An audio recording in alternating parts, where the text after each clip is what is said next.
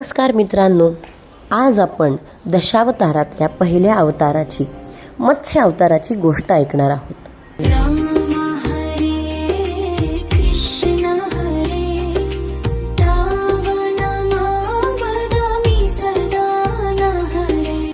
खूप खूप वर्षांपूर्वीची गोष्ट आहे। त्या काळाला सत्ययुग म्हणत असत।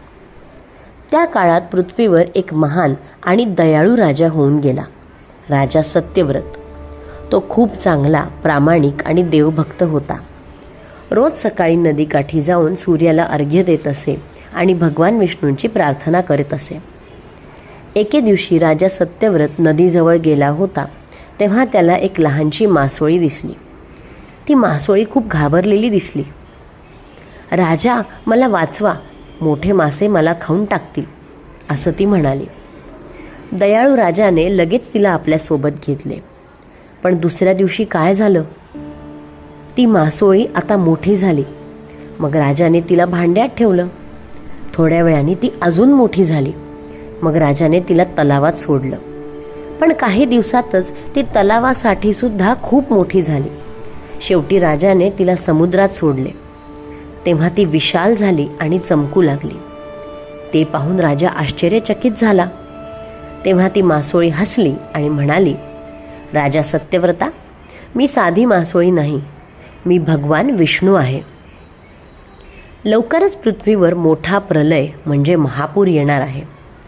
त्यावेळी तू एक मोठी नाव तयार कर। नावेत सर्व प्रकारची बियाणे, प्राणी आणि काही ऋषी यांना सोबत घेऊन चल। जेव्हा पाणी सगळीकडे पसरलेलं असेल, तेव्हा मी मोठ्या माशाच्या रूपात येईल आणि तुझ्या नावेला सुरक्षित ठिकाणी नेईल, जिथे नवीन सृष्टी निर्माण करता येईल। त्या दिवसांनी खरोखरच मोठा महापूर आला। सगळीकडे पाणीच पाणी झाले। राजा सत्यव्रत आणि ऋषी नावेत बसले। तेव्हा समुद्रातून एक विशाल सुवर्ण मत्स्य प्रकट झाला। त्या मत्स्याला नाव बांधण्यात आली।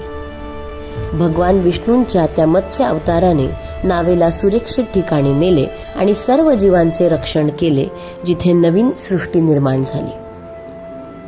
अशा प्रकारे भगवान विष्णूंनी मत्स्य अवतारात येऊन पृथ्वीवरती जीवन वाचवले।